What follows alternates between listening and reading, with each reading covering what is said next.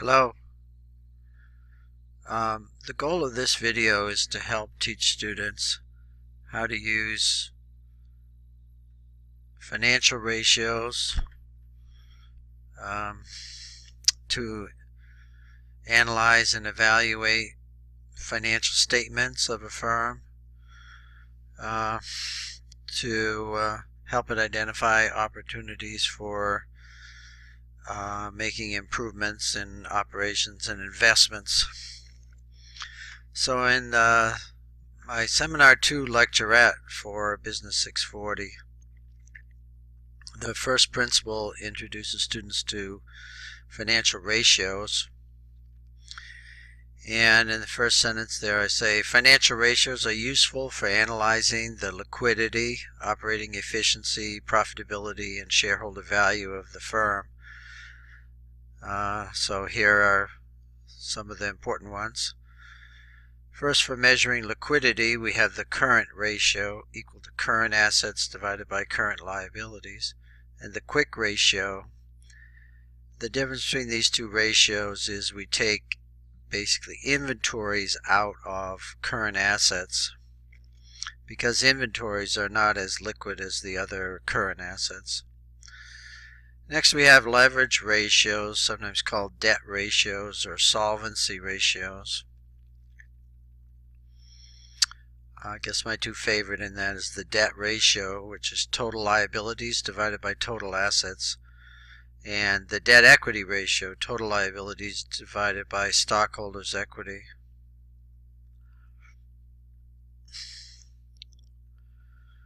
Next comes operating efficiency ratios, and those have to do with the efficiency uses of accounts receivable, inventory, accounts payable, fixed assets, fixed asset turnover, and total assets. So these are variables we use in measuring the operations and its efficiency of the firm.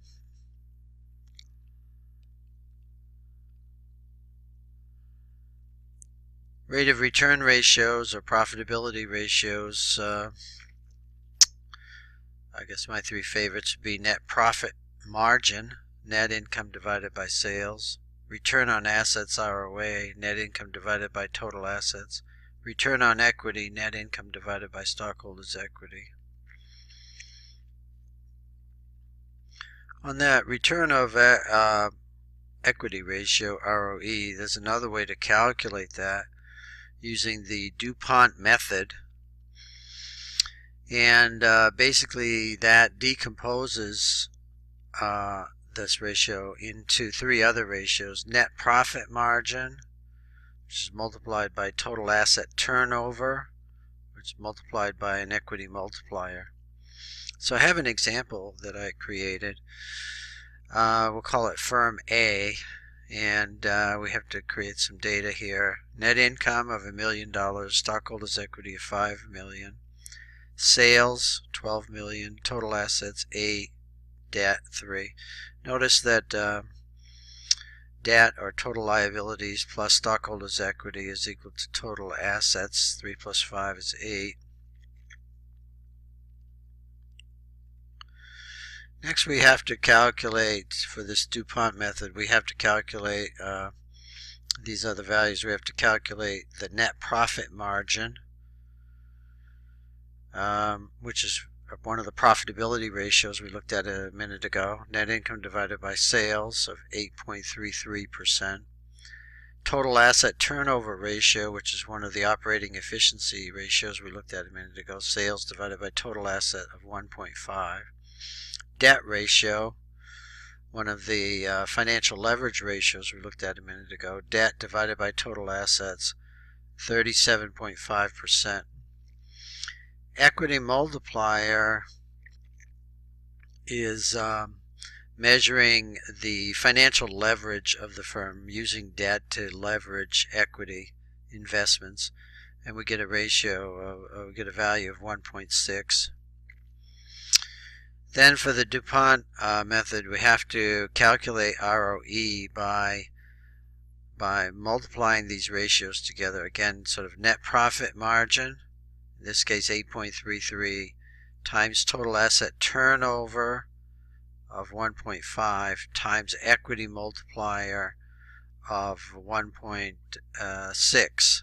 That gives us 19.99% for this firm, which is equal to 20%, and 20% is what we calculated up here using the other equation for ROE, net income divided by stockholders' equity, 20%. So there's two different methods for calculating return on equity, which is the return that the stockholders get for owning the company, for their equity investment in the company. Lastly, we have price to value ratios for measuring shareholder value for equity investors.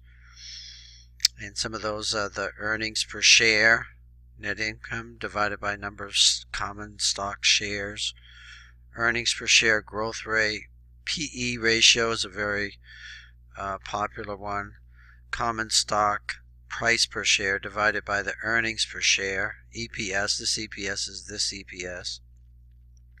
PEG ratio is a combination, uses two other ratios. It's the PE ratio divided by the earnings per share growth ratio, and that's a forecasted value. Next we have price to sales ratio and price to book, price to cash flow. We also have some dividend yield ratios. There's a payout ratio, dividend growth ratio. So these ratios, financial ratios, are useful for analyzing, evaluating firm's financial performance using data from its financial statement, its balance sheet statement, its income statement, its cash flow statement. And so I wanted to introduce those to you, and I hope you find that's useful. Have a nice day. Bye.